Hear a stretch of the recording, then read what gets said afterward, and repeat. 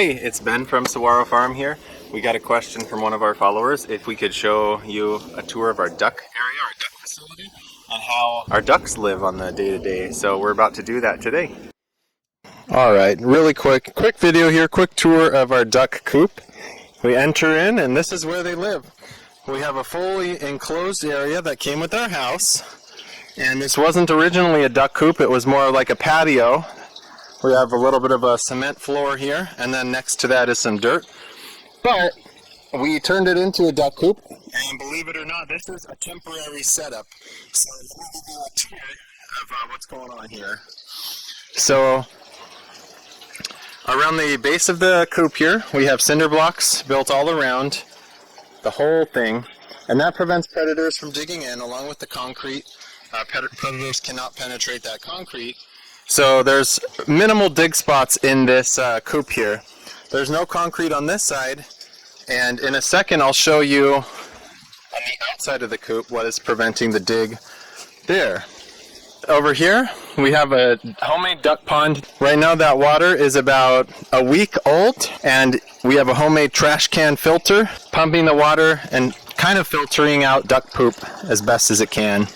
So dirty water flows up through a pond pump, through that PVC line there, and then around the back of the pond, up that pipe, and then it enters the top of the filter. Then there's some filter media and stuff inside there. This usually gets pretty nasty in here, but it goes through a series of filter media until it reaches one of these pipes, and theoretically clean water flows out through there. Now we do have to clean this about once a week. It's about due for a cleaning, but we take this poopy duck water and we fertilize our trees and our lawn with it, so we're not wasting any of the potential fertilization here. Over here we have our duck feeders. These are the saxophone style, made out of 4-inch PVC pipes and a couple attachments. And these are gravity fed feeders. All four of them will hold about 2 weeks, 3 weeks to a month of food for the ducks when they're at full capacity. And we pour food in at the top.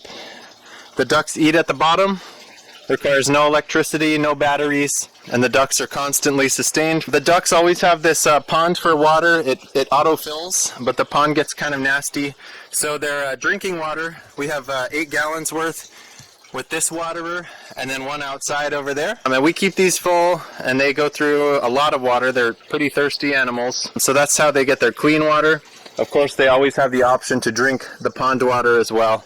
Usually it only happens when the pond is clean. This is one of the little duck house areas. We picked this structure up for free on Craigslist. It was a child's playhouse, and we kind of renovated it and painted it, made it look good, and turned it into a little duck house. As you can see the name there, Buckingham Palace. And they like to lay their eggs in here and get a little bit of extra shelter. Even though their enclosure is fully enclosed, they get a little bit of wind protection in there if they choose to go in there. Same thing with this. This started out as a duckling shelter for the small ducks. And then when we moved the small ducks in with the big ducks, we moved in their little shelter.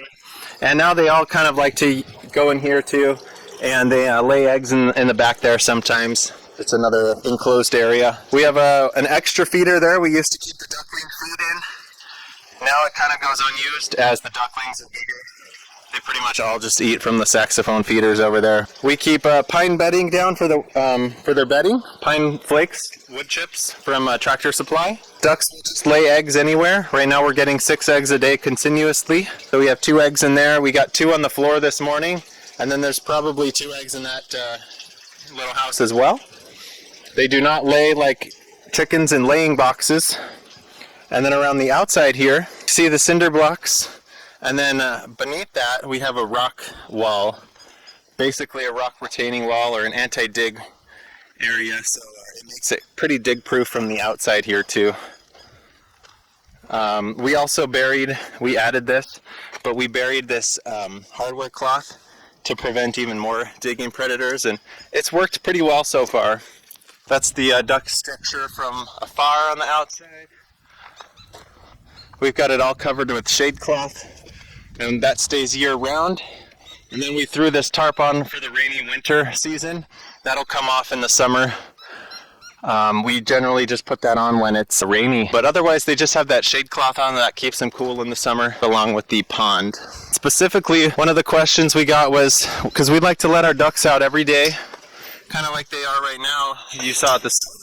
How do we let the ducks out with our flying predators and stuff? The hawks, the falcons, the eagles. Honestly, we don't have a good answer for that yet, aside from we have to supervise them while they're outside. They're only outside when we're outside. In the future, we're going to plan to put the ducks in mobile tractors and then put them on grassy pasture like this. Those tractors will keep them safe, and then they'll be able to be outside in the pastures constantly. So thanks for joining us here at Saguaro Farm. If you liked this video, please like it and subscribe to our channel for more videos like this one. And if you know anyone that likes this kind of stuff, please share this video. It helps our channel grow. We'll see you next time at Saguaro Farm. Bye.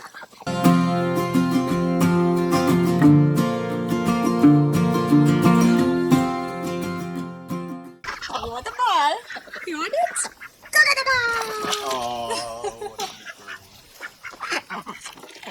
Oh, doggies, doggies. Drop it. Drop it. and happy emus. Oh yeah, I could.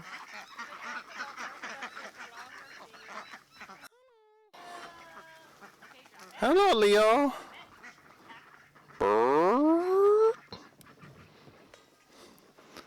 This is Leo the emu. He's checking out the camera. Oh, he's very interested in it.